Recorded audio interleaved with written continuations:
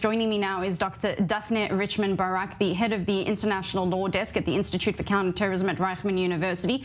She is also an expert on subterranean warfare. Welcome to the Breaking News edition here on the I-24 News Desk, and thanks for being with us this morning.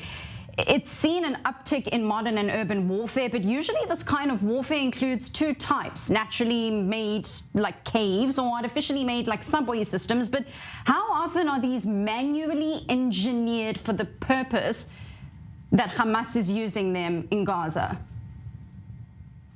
Thank you. There is no doubt that Hamas has perfected the art of subterranean warfare to levels that are unprecedented, both in contemporary warfare, even if you compare to the tunnels that were used by ISIS in Syria and Iraq, or if you compare to the Viet Cong tunnels in Vietnam.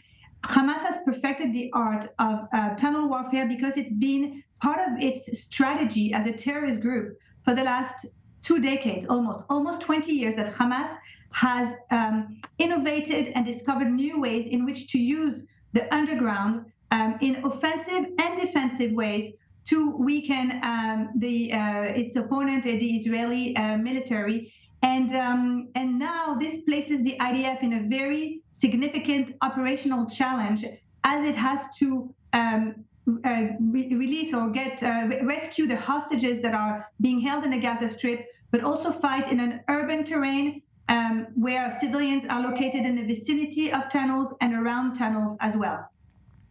Daphne, are they accounted to direct airstrikes? You mentioned that there's a challenge at the moment for the IDF. How much of them can actually be penetrated or even destroyed with targeted airstrikes? And if it's not that effective, what other measures can be used to dismantle them?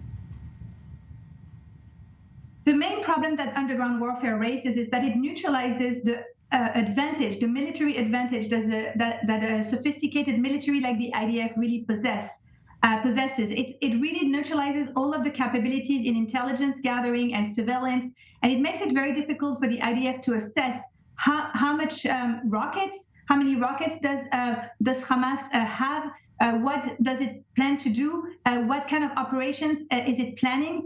All of this becomes very complicated when this is really the main strategic appeal of tunnels, right? That they allow its users to operate undetected, far away from the eyes of a much more sophisticated army that is fighting. So what we see now is that the IDF, again, is facing this operational challenge. The methods that the IDF must use at this time are methods that will ensure the full destruction, what we call a hard kill, the collapse of the walls and the roofs of all of these subterranean structures.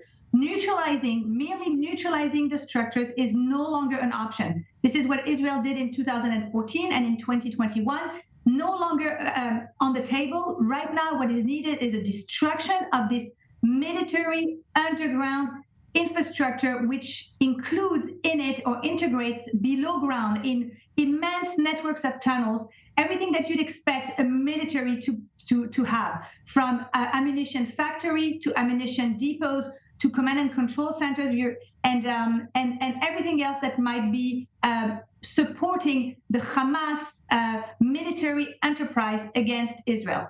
Not to mention the flow of running water and constant electricity, although they claim not to have any fuel in the Gaza Strip. From the perspective of international law and rules of law, do they apply to this kind of warfare? Because no doubt Israel is going to be facing the calls of war crimes and not abiding by international law. We're already seeing it as the offensive enters what it's being called a limited operation and not a full-scale incursion into the Gaza Strip. So how do these rules apply here?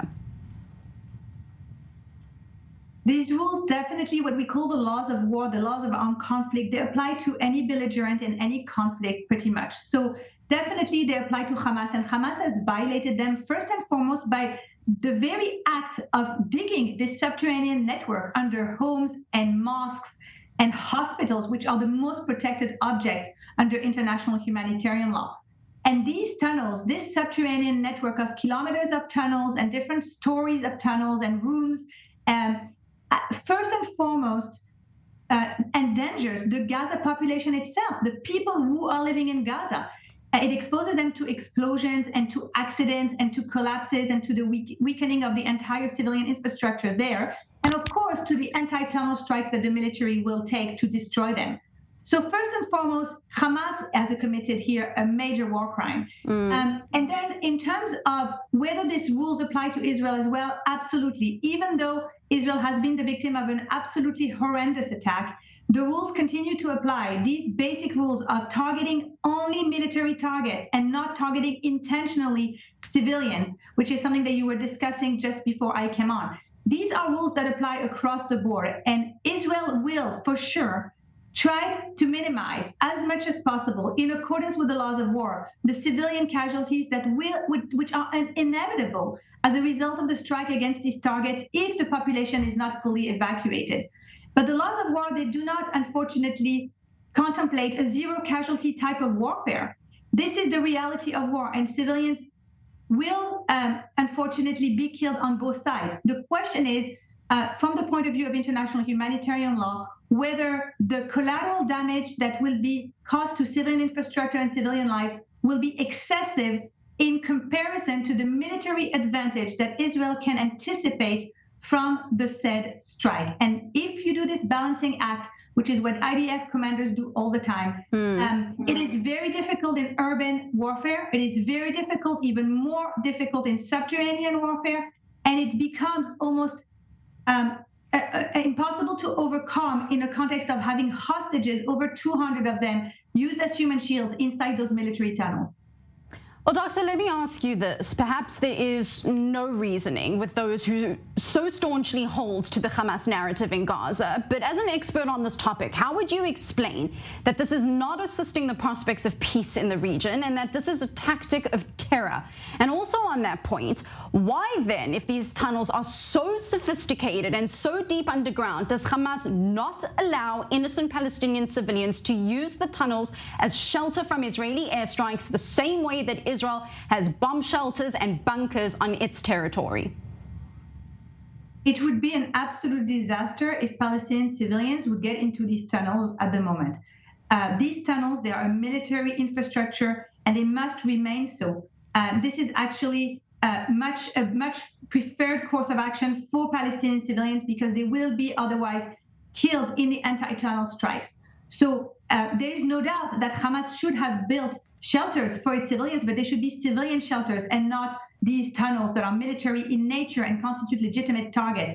I want to tell you that in Ukraine in 2022, there were Ukrainian soldiers that used an underground structure as part of a steel plant in Azovstal. And the fighters, the Ukrainian fighters and soldiers were inside the structure, and so came civilians.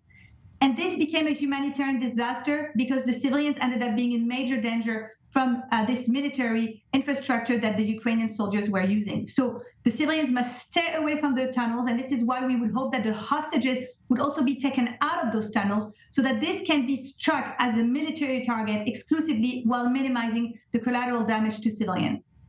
Dr. Daphne Richemond Barak, the head of the International Law Desk at the Institute for Counterterrorism at Reichman University and an expert on subterranean warfare. I want to thank you so very much for your analysis and your expertise here on the I-24 News Breaking News edition. Thank you for having me.